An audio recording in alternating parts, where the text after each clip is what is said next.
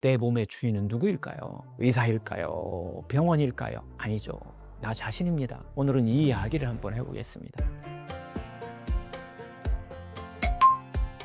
예, 안녕하세요. 저는 병원 없는 세상을 꿈꾸는 상원장입니다. 저는 오랫동안 이렇게 환자들을 만나면서 한 가지 사실을 계속 느끼고 있는데요. 몸은요, 생각보다 훨씬 강한 존재라는 겁니다. 우리는 흔히 병이 생기면 이렇게 생각합니다. 아, 내 몸 망가졌다. 하지만 저는 좀 다르게 생각합니다. 몸은 망가진 것이 아니라 끝까지 우리를 살리려고 버티고 있는 그런 존재입니다. 그래서 저는 늘 이렇게 말씀드립니다. 내 안에는요, 100명의 의사가 있다. 그리고 제가 하는 일은 내 안에 이 잠든 의사를 깨우는 일입니다. 그래서 오늘 이 시간에도 내 안에 잠든 의사를 깨우는 이야기를 함께 나눠 보겠습니다. 몸은 왜 지금 나에게 이런 신호를 보내고 있는가? 우리는 이 신호를 어떻게 이해하는지, 그리고 그 힘을 어떻게 깨울 수 있는지 조금 더 구체적으로, 좀 현실적으로 함께 한번 이야기 나눠보겠습니다. 여러분께서 제 이야기를 오늘 들으면서 아, 내 몸은 아직 괜찮구나. 나는 다시 회복할 수 있겠구나. 이걸 느끼는 시간이 되었으면 좋겠습니다. 우리는 병을 진단받는 순간 가장 먼저 떠오르는 이 질문이 있습니다. 병원 치료만 받아야 할까? 자연치유도 함께 같이 해야 되는 건 아닐까? 그런데 진료실에서 정말 많이 듣는 질문은 딱 이겁니다. 자연치유를 하면 뭐 병원 치료를 안 하는 거, 거부하는 거 아닌가요?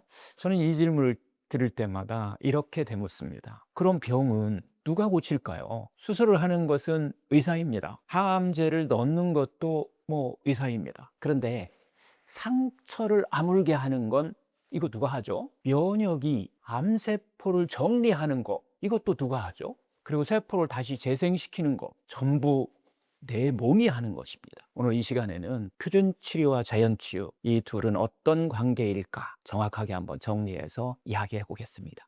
환자분들이 상담하다 보면 이런 상황을 정말 많이 봅니다. 한쪽에서는 무조건 병원 치료만 해야 된다. 다른 한쪽에서는 항암은 독이다. 하지 마라. 그 사이에서 환자와 가족들은 흔들립니다. 도대체 무엇이 맞는 걸까?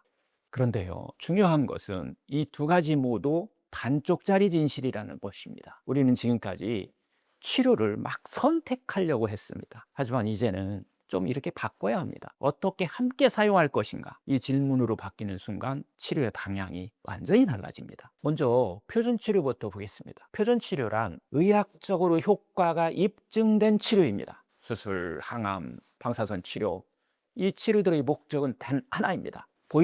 눈에 보이는 암을 빠르게 제거하는 겁니다. 현대의학은 이 부분에서 정말 강력합니다.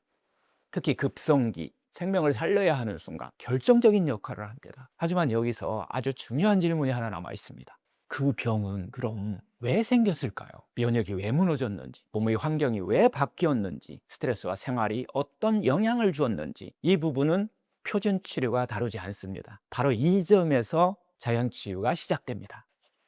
많은 분들이 놓치는 사실이 하나 있습니다. 우리 몸은 치료받기 위해서 만들어진 게 아니라 스스로 회복하기 위해서 만들어졌다는 것입니다. 실제로 면역항암요법 저널로 유명한 Journal of Immunology Therapy of Cancer 이 2021년 리뷰에서는 이렇게 말합니다. 면역계는 손상된 세포를 감지하고 스스로 제거할 수 있고 스스로 회복 메커니즘을 작동하고 있다. 이건 아주 중요한 의미입니다. 회복은요, 외부에서 뭔가를 막 해서 이루어지는 것이 아니라 내 안에서 스스로 시작된다는 겁니다. 또한 네이처 리뷰 이뮤놀리지에서도 면역 시스템, 염증 조절, 세포 재생 이 모든 것이 몸 안 세포의 이 토양과 내 삶의 생활 방식에 의해서 크게 영향을 받는다고 말을 하고 있습니다. 즉 약이 전부가 아니라 내 하루 삶의 어떤 상태가 결과를 만든다는 겁니다.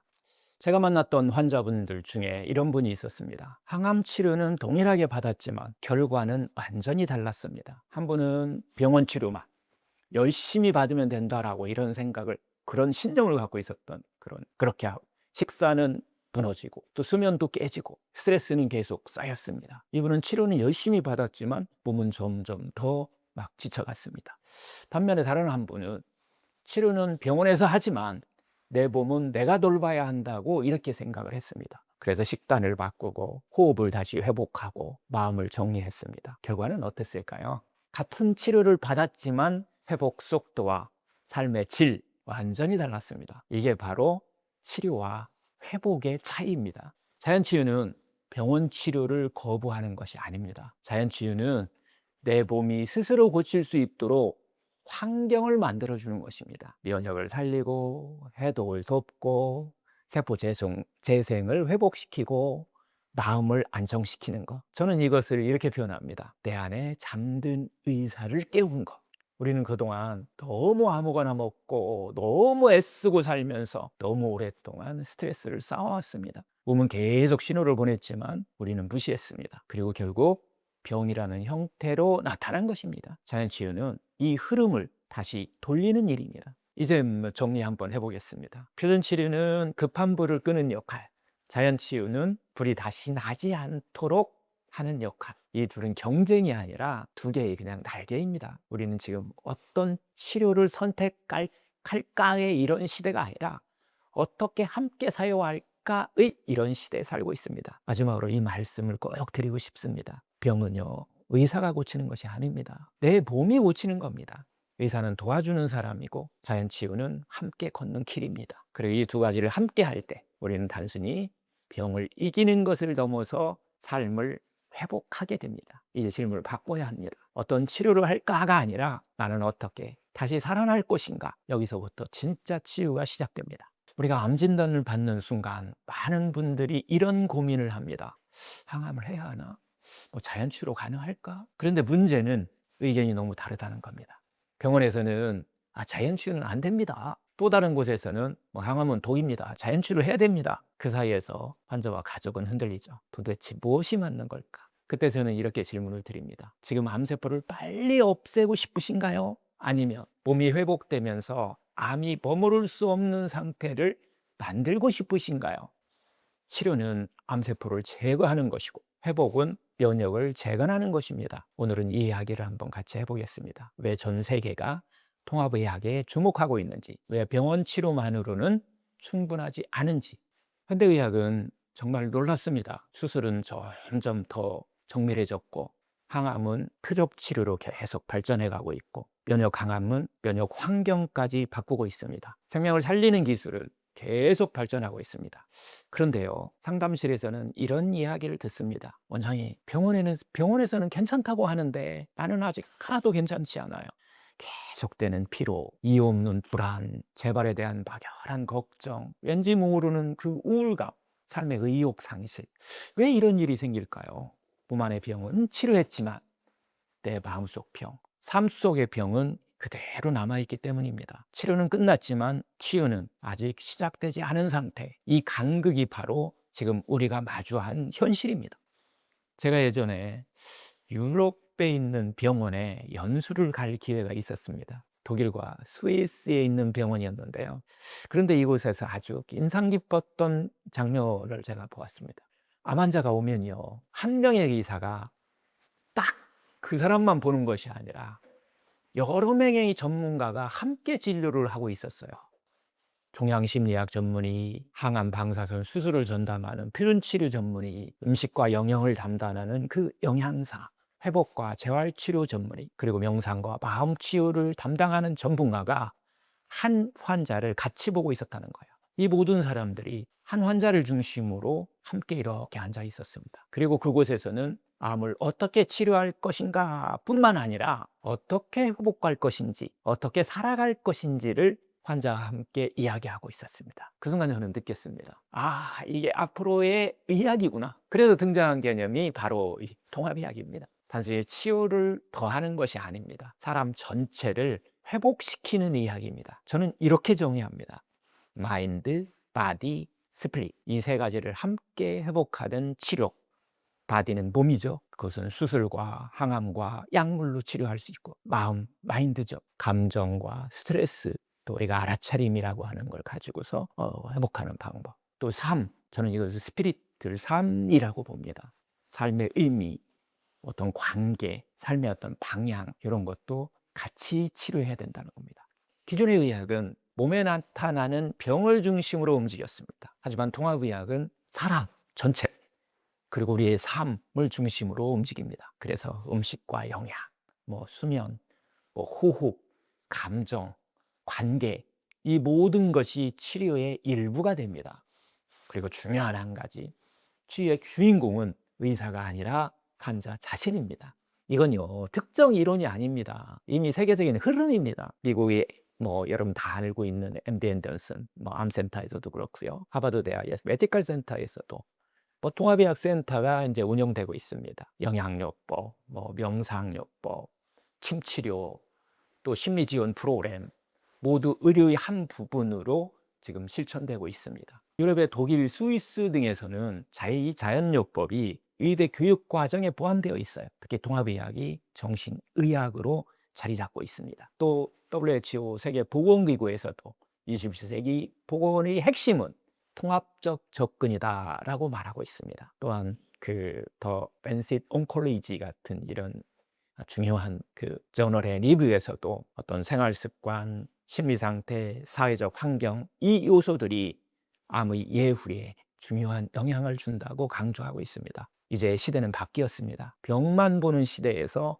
사람 전체를 보는 시대로, 암은 단순한 사건이 아닙니다. 오랜 시간 쌓여온 결과입니다. 스트레스, 만성염증, 독소의 어떤 축적, 수면 부족, 감정의 억압, 이 모든 것이 모여서 결국 암이라는 형태로 나타난 겁니다. 그렇다면 제가 질문 하나 드립니다. 암만 없으면 이제 끝일까요? 아닙니다. 그 환경이 그대로라면 암은 다시 돌아올 수 있습니다. 그래서 필요한 것이 조건을 바꾸는 치료, 해독, 면역 회복, 재생, 감정의 회복, 생활 리듬의 회복, 이것이 바로 자연치유의 역할입니다. 그리고 이 모든 것을 연결하는 것이 바로 통합의학입니다. 우리는 종종 이런 상태를 봅니다. 병은 없어졌지만 삶은 무너진 상태. 이건 완전한 회복이 아닙니다. 그래서 이제 질문이 좀 바뀌어야 합니다. 어떻게 치료할까가 아니라 어떻게 살아갈 것인가. 통합의학은 이렇게 말합니다. 병은 끝이 아니라 삶을 다시 설계할 기회다. 그리고 그 중심은 언제나 나 자신입니다. 마지막으로 이 질문을 좀 드리고 싶습니다. 암을 치료하는 것만큼 재발하지 않는 몸을 만드는 것이 중요하지 않을까요? 치료는 끝났지만 삶이 회복되지 않았다면 우리는 아직 치유된 것이 아닙니다. 통합의학은 병을 고치는 의학이 아니라 사람을 다시 살게 하는 의학입니다. 그리고 그 여정의 중심에는 항상 당신 자신이 있어야 합니다. 이제 우리는 치료를 선택하는 사람이 아니라 치유를 살아가는 사람이 되어야 합니다. 그 선택의 순간 더 큰 치유는 시작됩니다. 암 진단을 받는 순간 우리는 자동으로 이렇게 생각합니다. 치료 잘하는 의사에게 맡겨야 한다. 그리고 점점 검사 결과를 기다리고 치료 계획을 따르고 지시에 맞춰 움직입니다. 물론 이거 필요합니다. 그런데 어느 순간 이런 상태가 됩니다. 나는 치료받는 사람이 되어버립니다. 여기서 저는 아주 중요한 질문을 드리고 싶습니다. 내 몸의 주인은 누구일까요? 의사일까요? 병원일까요? 아니죠. 나 자신입니다. 오늘은 이 이야기를 한번 해보겠습니다. 환자가 어떻게 하면 치료의 주체가 될 수 있을까요? 현실을 보면 대부분의 환자들은 이렇게 말씀하십니다. 의사가 시키는 대로 하고 있어요. 이 말 속에는 두 가지 감정이 들어있습니다. 두려움, 또 하나는 무력감입니다. 제가 뭘 더 할 수 있을까? 아니면 괜히 말 잘 안 들었다가 더 나빠지면 어떡하지?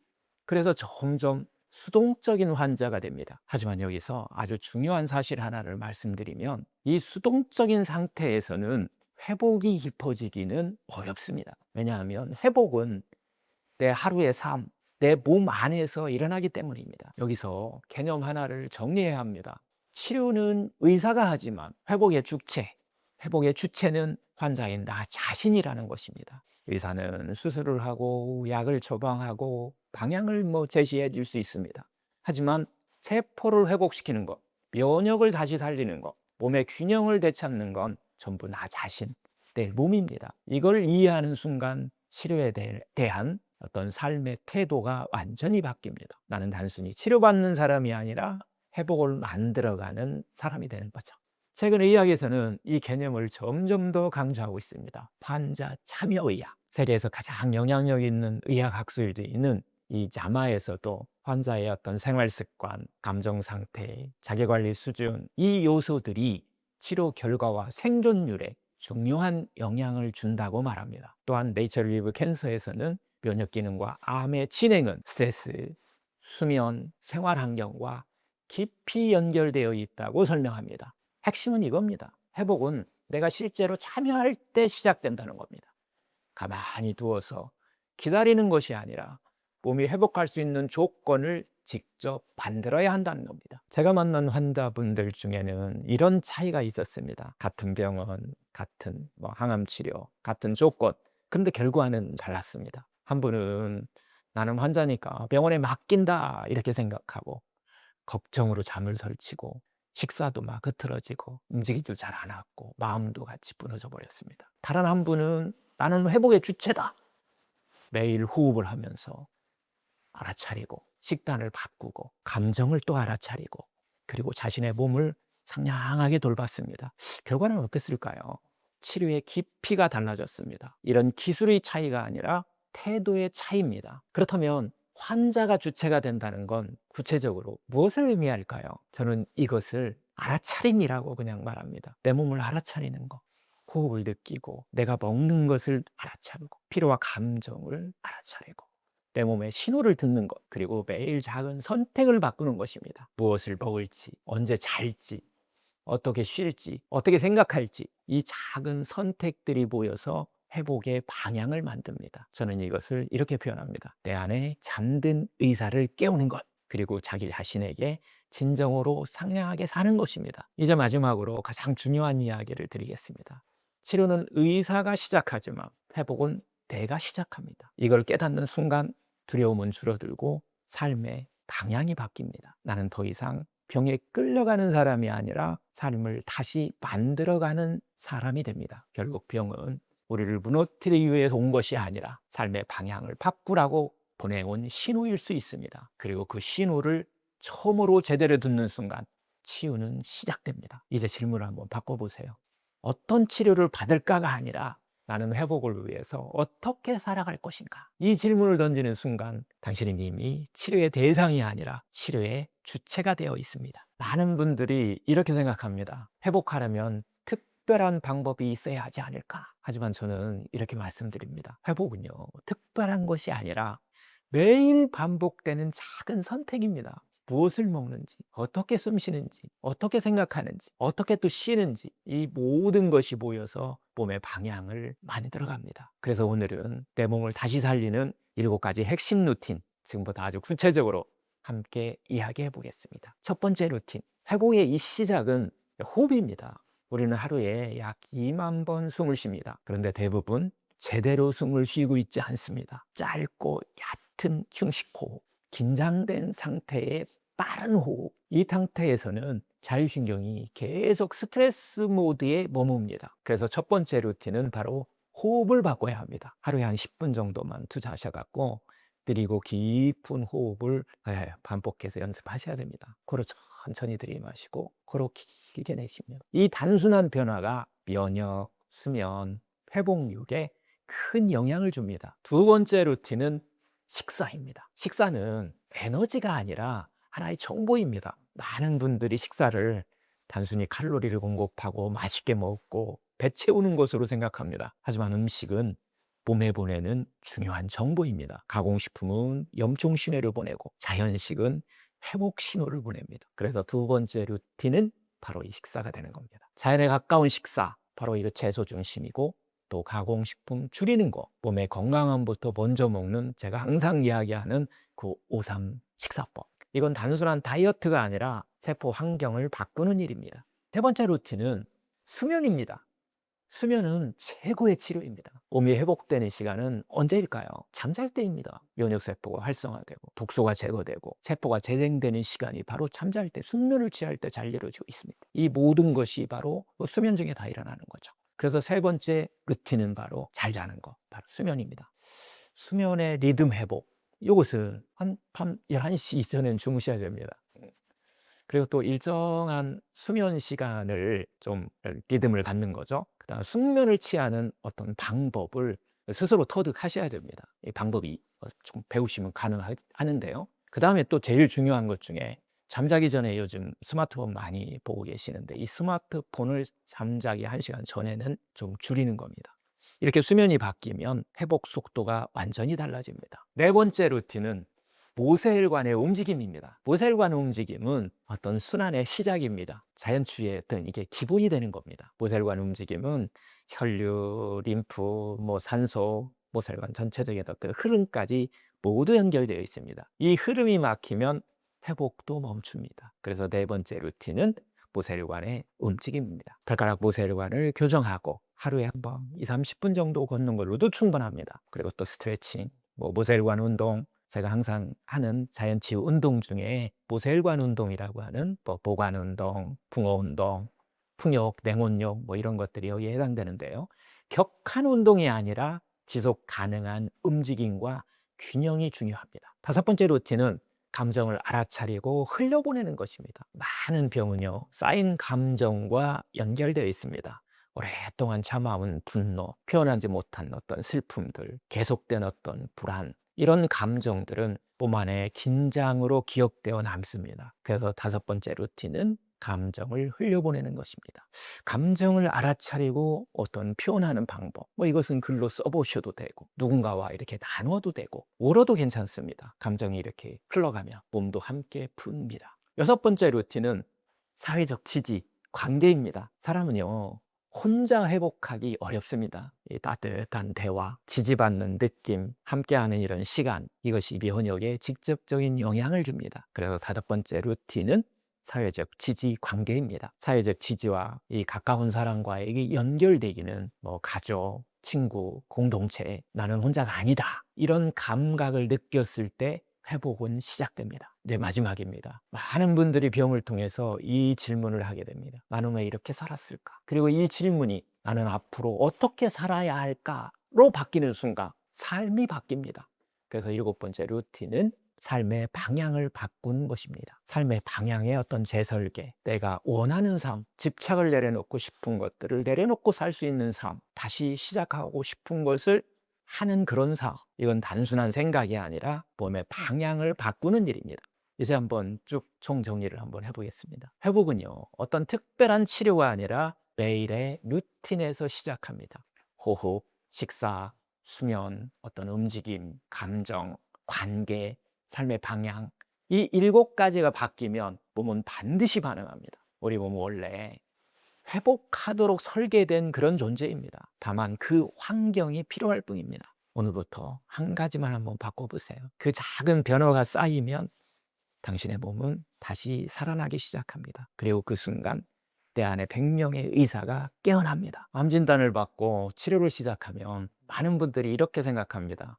치료만 끝나면 이제 괜찮아지겠지. 하지만 현실은 다릅니다. 치료는 끝났는데 몸은 여전히 힘들고 마음은 불안하고 삶은 예전으로 돌아가지 않습니다. 그래서 저는 환자분들께 꼭 이렇게 말씀드립니다. 회복에는요, 시간이 필요합니다. 그리고 그 시간은 보통 약 한 2년입니다. 왜 2년일까요? 세포가 바뀌고 면역이 회복되고 새로운 생활이 자리 잡고 삶의 방향이 바뀌는 시간입니다. 오늘은 그 2년을 어떻게 살아야 진짜 회복으로 갈 수 있는지 구체적인 로드맵을 함께 나눠보겠습니다. 임상에서 보면 많은 분들이 치료가 끝난 이후에 더 힘들어합니다. 이제 괜찮다고 했는데 왜 나는 이렇게 더 불안할까요? 재발에 대한 두려움, 계속되는 어떤 피로, 삶의 방향 상실, 이건 사실 이상한 게 아닙니다. 치료는 끝났지만 회복은 아직 진행 중이기 때문입니다. 문제는 여기서 시작됩니다. 다시 예전 생활로, 예전에 병을 만든 생활로 되돌아가거나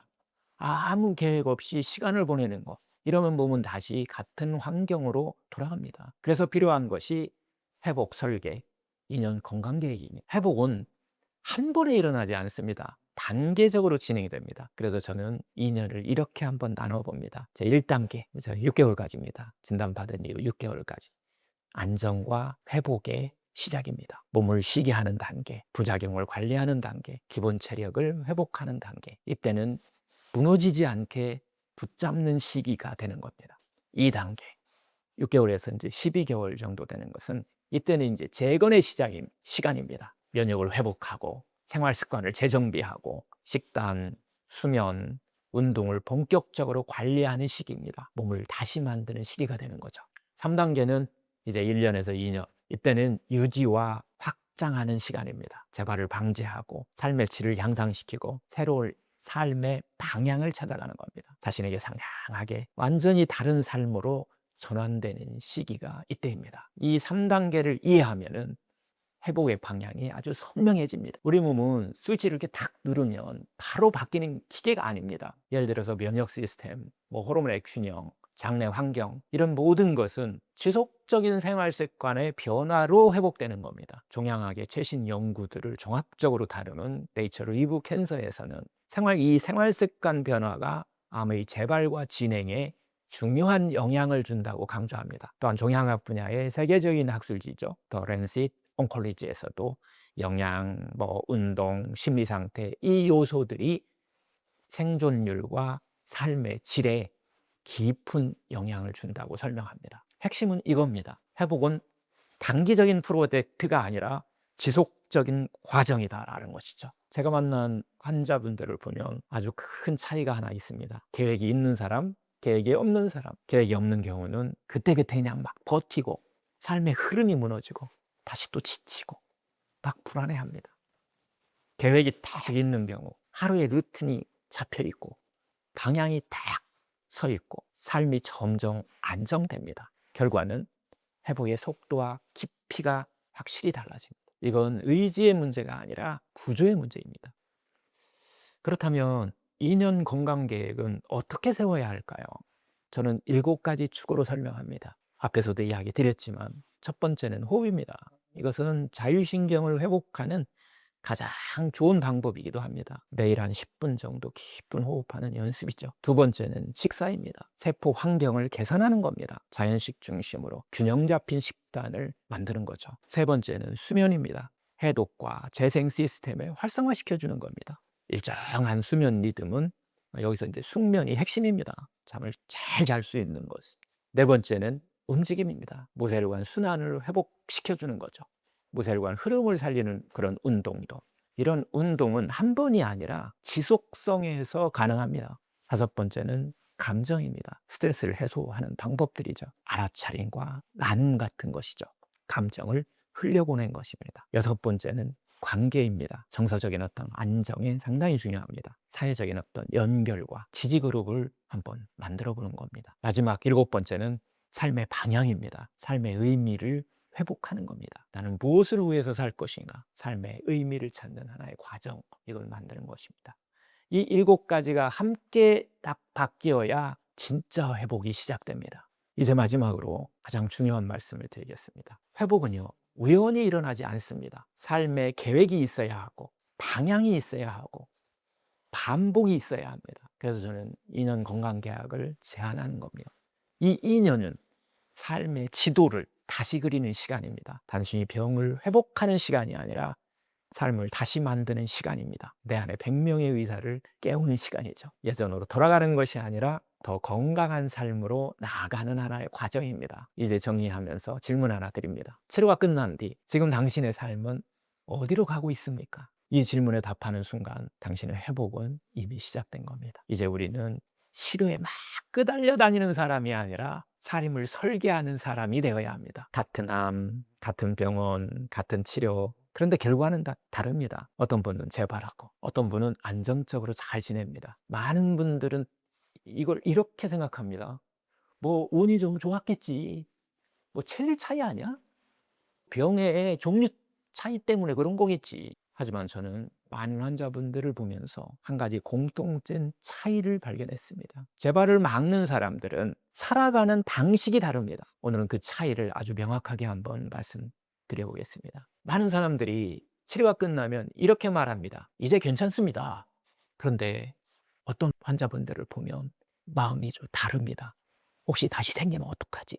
이 상태가 계속 갈까? 그래서 2가지 길이 나눕니다. 첫 번째 사람은 이제 끝났으니까 예전처럼 살자. 생활이 그대로 돌아가 버립니다. 두 번째 사람은 이제부터가 시작이다. 삶을 다시 설계합니다. 그 작은 차이가 시간이 지나면서 엄청난 결과의 차이를 만듭니다.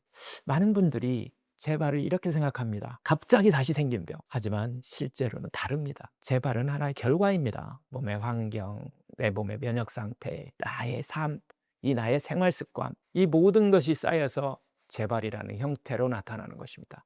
그래서 중요한 질문은 이겁니다. 암이 다시 재발할까가 아니라 내 몸의 토양은 지금 어떤 상태인가? 이렇게 질문을 바꾸는 순간 관점이 완전히 바뀝니다. 우리 몸은 지금 상태만 보는 게 아니라 지금까지 살아온 방식을 다 기억하고 있습니다. 만성 스트레스, 염증 상태, 수면 부족, 잘못된 식습관, 이것들은 하루아침에 사라지지 않습니다. 종양학 최신 연구를 종합해서 다루는 네이처 리브 캔서에서는 암의 진행과 재발은 내 안의 병력 그리고 염증 환경과 깊이 연결되어 있다고 설명합니다. 또한 종양학 분야의 세계적인 학술지인 더 란셋 온콜로지에서도 생활습관, 스트레스, 신체 활동 이 요소들이 재발 위험에 영향을 준다고 반복적으로 말합니다. 핵심은 딱 이겁니다. 몸은 바뀐 환경에 반응한다. 즉 예전 환경으로 돌아가면 예전의 결과가 반복되는 것이고 바뀐 환경으로 새로운 길을 열면 다른 결과를 만들 수 있습니다. 제가 환자분들을 보면서 느낀 가장 큰 차이는 이겁니다. 회복을 일시적으로 하느냐, 삶으로 바꾸느냐. 재발이 반복되는 경우 잠깐 노력하다가 다시 예전 생활로 돌아가 버립니다. 재발이 줄어드는 경우는 회복을 삶의 습관으로 만들어 갑니다. 식사를 바꾸고 수면을 지키고 스트레스를 관리하고 관계를 정리합니다. 이건 특별한 사람이 아니라 삶의 방향을 바꾼 사람입니다. 그렇다면 재발을 막는 핵심은 무엇일까요? 저는 세 가지로 딱 정리합니다. 첫째, 환경을 바꾸는 것. 몸이 다시 병을 만들지 않도록 식사, 수면, 어떤 생활 리듬, 즉 병의 토양을 바꿔주는 겁니다. 둘째, 흐름을 살리는 것. 막힌 것을 풀어야 합니다. 혈류, 림프, 호흡, 이 모든 것이 세포를 살리는 핵심입니다. 셋째, 마음을 회복하는 것입니다. 스트레스는 가장 큰 병의 원인입니다. 감정, 생각, 관계, 특히 가까운 사람과의 관계가 스트레스 주범인 경우가 많습니다.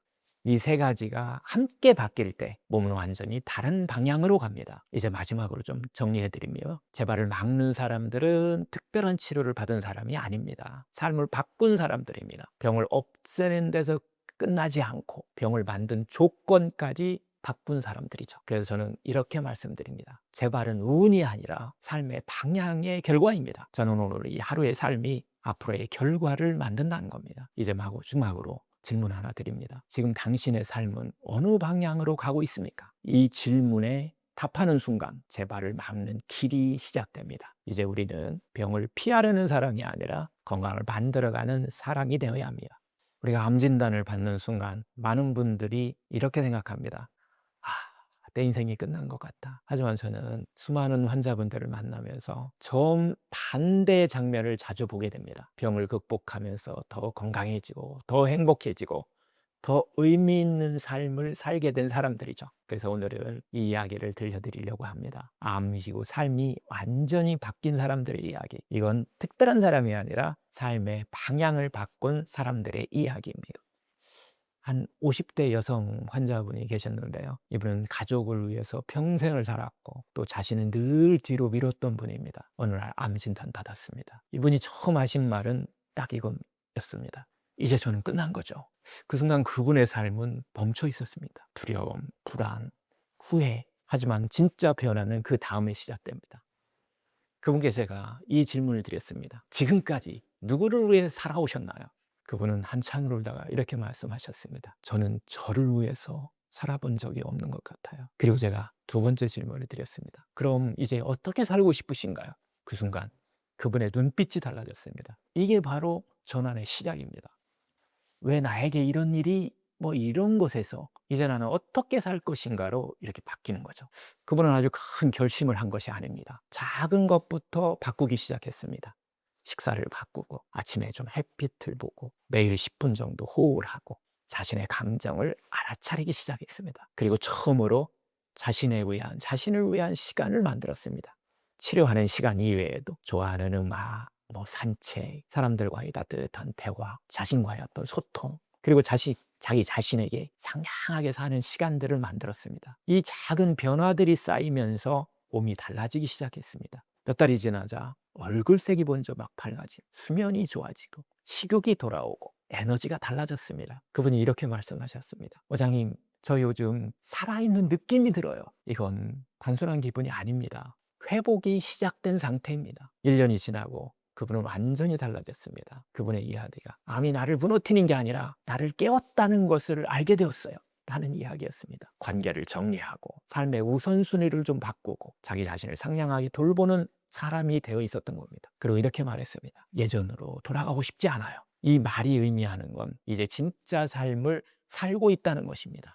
이 이야기는 특별한 사람의 이야기가 아닙니다. 누구에게나 가능한 변화입니다. 암이 끝이 아니라 삶의 어떤 방향을 바꾸라는 신호일 수 있다는 겁니다. 그래서 저는 이렇게 말씀드립니다. 암은 불행이 아니라 삶을 다시 선택할 기회다라는 이야기죠.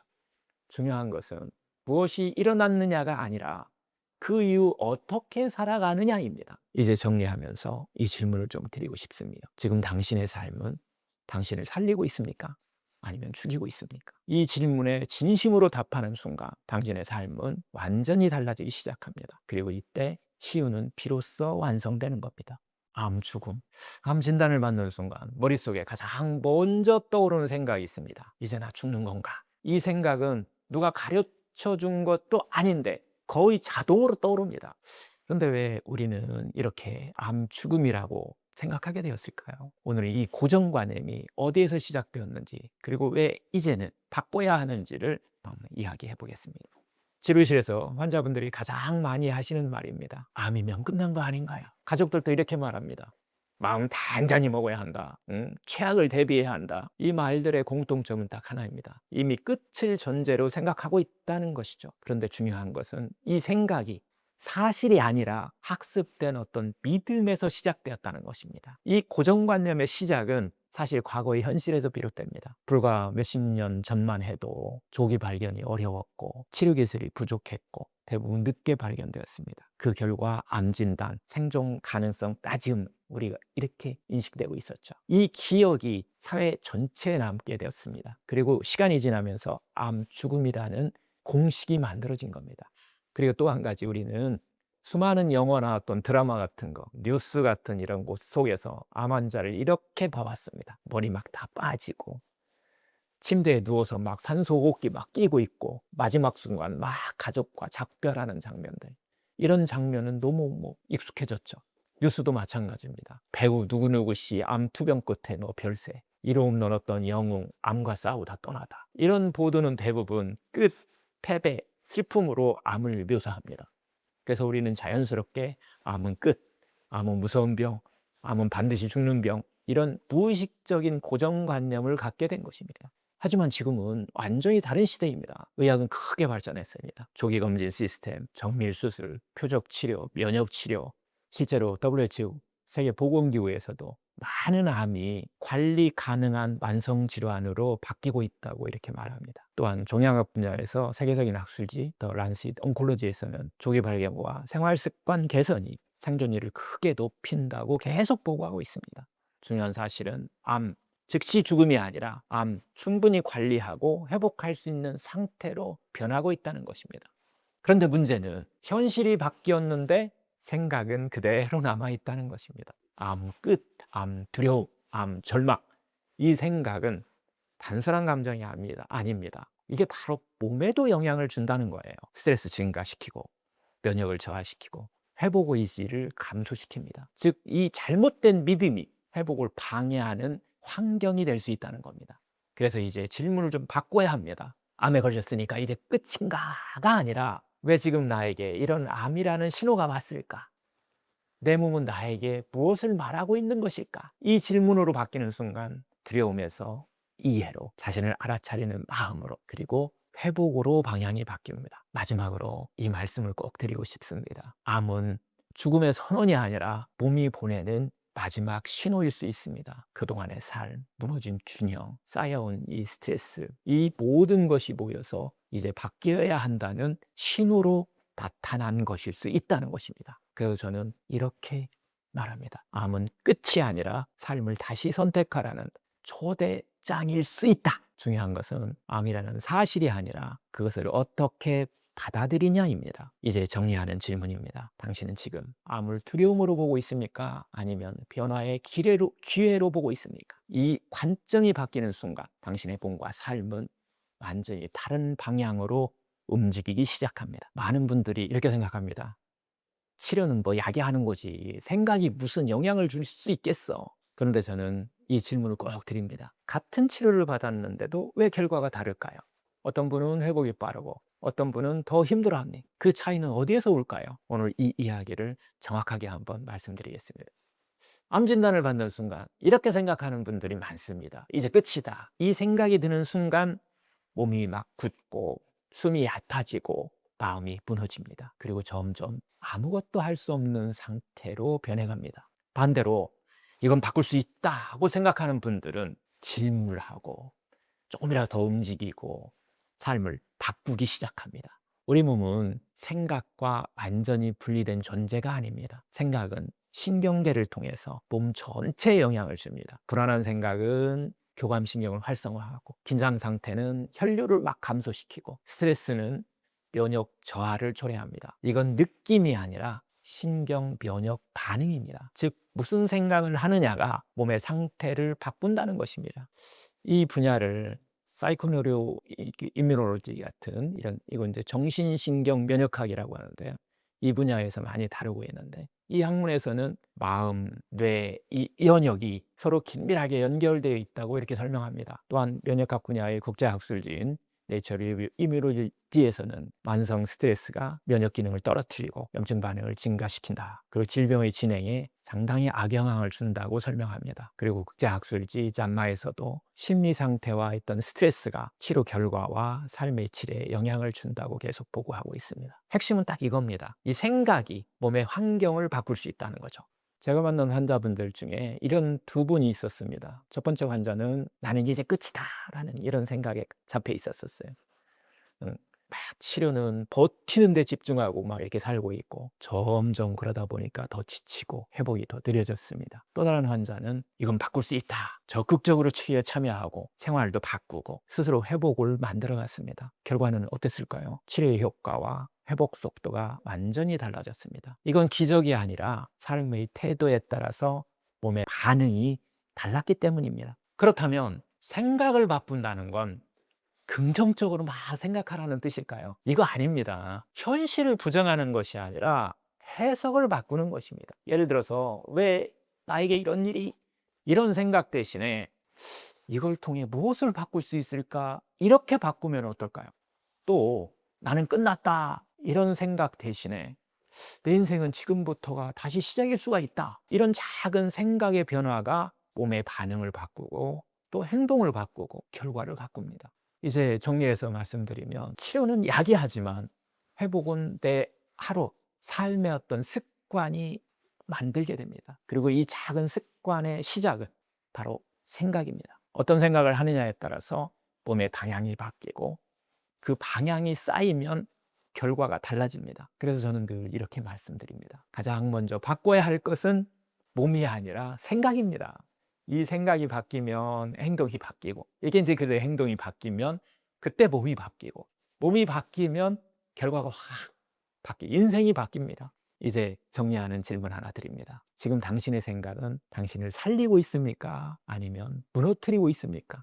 이 질문에 답하는 순간 치유는 이미 시작된 것입니다. 암 진단을 받는 순간 대부분 이렇게 생각합니다. 왜 하필 나야 돼? 그 순간 암은 불행이 되고 두려움이 되고 피해야 할 존재가 됩니다. 그런데 저는 환자분들을 만나면서 조금 다른 질문을 던지게 되었습니다. 암이 나에게 무언가를 말하고 있는 것일까? 무엇을 말하고 있는 건 아닐까? 오늘은 이 질문을 함께 생각해 보려고 합니다. 암을 진단받은 많은 분들의 삶을 보면 한 가지 공통점이 있습니다. 너무 오랫동안 참아왔다. 하고 싶은 말을 참고, 하고 싶은 일을 또 뒤로 미루고, 자신의 감정을 막 눌러두고 나를 뒤로 미루면서 살아왔습니다. 겉으로는 괜찮은 척하고 살아왔지만 몸은 계속 신호를 보내고 있었습니다. 피로, 소화의 어떤 문제들, 불며, 불안. 하지만 우리는 그 신호를 이렇게 넘깁니다. 그냥 피곤해서 그렇겠지. 그리고 결국 몸은 더 큰 신호를 보냅니다. 그게 바로 암입니다. 저는 항상 이렇게 말씀드립니다. 병은 갑자기 오지 않습니다. 뭐 10년, 20년, 이렇게 조용히 쌓이다가 어느 날 이름이 붙는 거, 암도 마찬가지입니다. 하루아침에 생긴 것이 아니라 생활 습관, 뭐 스트레스, 뭐 감정, 여러 가지 환경, 이 모든 것이 쌓여서 결과로 나타난 것입니다. 그래서 중요한 건 왜 생겼을까가 아니라 무엇이 쌓여서 왔을까입니다. 우리 몸은 절대 갑자기 무너지지 않습니다. 항상 먼저 작은 신호를 보냅니다. 만성 피로, 염증 반응, 면역 저하, 특히 수면 문제. 종양학 최신 연구를 종합적으로 다루는 네이처 리뷰 컨서에서도 이 만성 염증과 이런 우리의 삶의 스트레스 환경이 질병 발생과 깊이 연결된다고 반복적으로 설명합니다. 또 종양학 분야의 세계적인 저널 더 랜셋 온콜로지에서도 생활 습관과 이런 환경들이 암의 발생과 진행에 깊은 영향을 준다고 말하고 있습니다. 중요한 사실은 몸은 항상 우리의 말하고 있었다는 겁니다. 다만 우리가 듣지 않았을 뿐입니다. 제가 만난 환자분이 이렇게 말씀하셨습니다. 원장님, 저는 평생 남을 위해서 살았어요. 시집 못했고, 감정을 꾹 참고 살았고, 자신을 돌보지 못했습니다. 그리고 암이 왔습니다. 처음에는 이렇게 생각했습니다. 왜 나의 이런 일이? 그런데 어느 순간 이렇게 바뀌었습니다. 아, 이제는 나를 돌보라는 거구나. 그 순간부터 삶이 바뀌기 시작했습니다. 그렇다면 암이 우리에게 주는 메시지는 무엇일까요? 저는 이렇게 정리합니다. 그렇게 살지 말라. 이대로 안 된다. 지금의 삶을 바꿔라. 자신에게 좀 상냥하게 대해주고 감정을 억누르지 말고 삶을 미루지 말고 나를 잃어버리지 말라. 이제는 삶의 방향을 바꾸라는 메시지니 쉬어야 할 때 좀 쉬고 먹어야 할 것들을 좀 먹고 표현해야 할 것들을 좀 표현하고 살아야 할 삶을 살라는 것. 이건 벌이 아니라 하나의 초대장이네요. 정리해서 이 말씀을 꼭 드리고 싶습니다. 암은 우리를 무너뜨리기 위해서 온 것이 아니라 깨우기 위해서 온 것일 수 있습니다. 지금까지의 삶을 좀 되돌아보고 다시 좀 선택하고 다시 살아보라는 그런 신호. 그래서 저는 늘 이렇게 말합니다. 암은 끝이 아니라 삶을 다시 시작하라는 메시지입니다. 중요한 것은 암 자체가 아니라 그 이후 당신의 선택입니다. 이제 정리하는 질문 하나 드립니다. 지금 당신은 이 메시지를 외면하고 계시지는 않습니까? 아니면 받아들이고 있습니까? 그 선택에 따라서 당신의 삶은 완전히 달라질 수 있습니다. 그리고 그 순간 치유는 진짜로 시작됩니다. 제가 기억나는 두 분의 환자분이 계셨습니다. 한 분은 50대 두 아이의 엄마, 가정주부, 여성분이셨고요. 다른 한 분은 60대 초반, 중견기업의 대표, 경제적으로도 상당히 안정된 삶을 살고 있으면서 겉으로 보면 모든 걸 가진 사람이었습니다. 하지만 두 분 모두 같은 순간을 맞이하게 됩니다. 암 진단이죠. 그리고 그 순간부터 두 사람의 인생은 완전히 달라지기 시작합니다. 그 여성분은 평생을 이렇게 살아오셨습니다. 가족이 먼저, 아이가 먼저, 남편이 먼저, 자신은 항상 맨 나중이었습니다. 그분이 하신 말입니다. 저는요, 제가 뭘 좋아하는지도 모르겠어요. 한 번도 저를 위해서 살아본 적이 없는 것 같아요. 그리고 암 진단을 받았습니다. 그 순간 모든 것이 무너졌습니다. 그리고 그분 처음 만날 때 원장님 저 이제 끝난 거죠. 그 눈빛을 저는 아직도 잊지 못합니다. 반대로 이 남성분은 성공했고 책임감이 있었고 누구보다 강한 사람이었습니다. 그런데 이렇게 말했습니다. 저는 한 번도 제대로 쉬어본 적이 없습니다. 힘들어도 참고 또 감정 막 숨기고 계속 버티며 살아왔습니다. 그리고 암 진단을 받았습니다. 그날 그분은 이렇게 말했습니다. 이건 말이 안 됩니다. 왜 나한테 이런 일이 생긴 거죠? 그분은 나름 열심히 살았고 누구보다 책임감 있게 살았고 나름대로 잘 살아왔다고 생각했는데 왜 하필 내가? 그 질문 속에는 억울함, 분노, 두려움 그리고 무너지는 마음이 있었습니다. 두 분은 이후에 완전히 다른 선택을 합니다. 여성분은 처음으로 자신을 돌보기 시작합니다. 타인에게 상냥하게 하는 것보다 자기 자신에게 먼저 상냥하게 대한 방법을 터득하고 혼자만의 시간을 만들고 삶을 바꿔야 한다고 말하기 시작했습니다. 또 다른 그 남성분은 삶의 속도를 멈추기 시작했습니다. 일을 좀 내려놓고 관계를 좀 정리하고 자기 내면 속에서 기쁨을 찾기 시작했습니다. 두 사람 모두 자기 자신으로 돌아가기 시작했습니다. 그 변화는 몸에도 나타나기 시작했습니다. 잠이 깊어지고 표정이 좀 부드러워지고 삶의 에너지가 돌아왔습니다. 그리고 두 분이 똑같이 하신 말이 있습니다. 요즘 살아있는 느낌이 들어요. 이건 단순한 기분이 아닙니다. 몸이 회복되고 있다는 신호입니다. 시간이 지나고 두 분 모두 같은 깨달음에 도달합니다. 여성분은 이렇게 말했습니다. 암은 저를 무너뜨린 게 아니라 저를 찾게 해줬어요. 또 남성분은 이렇게 말했습니다. 나는 밖으로는 성공했지만 제 삶을 살지는 못했습니다. 지금은 처음으로 내 삶을 살고 있습니다. 이 두 문장이 모든 것을 말해줍니다. 이 이야기는요, 특별한 사람 이야기가 아닙니다. 누구에게나 일어날 수 있는 이야기입니다. 너무 열심히 살고 있다면, 너무 버티면서 막 살고 있다면, 너무 나 자신을 몰아붙이고 살고 있다면, 그리고 나 자신을 잃고 살고 있다면 몸은 언젠가 신호를 보냅니다. 그래서 저는 이렇게 말씀드립니다. 암은 불행이 아니라 삶을 다시 선택할 기회일 수 있습니다. 암은 인생을 망치는 사건이 아니라 인생을 바로잡는 사건일 수 있습니다. 중요한 것은 병이 아니라 그 이후의 선택입니다. 마지막으로 이 질문을 드리고 싶습니다. 당신은 지금 진짜로 자신의 삶을 살고 있습니까? 아니면 그저 버티고 있습니까? 이 질문에 답하는 순간 당신의 삶은 완전히 달라질 수 있습니다. 그리고 그때 치유는 완성됩니다. 예, 여러분.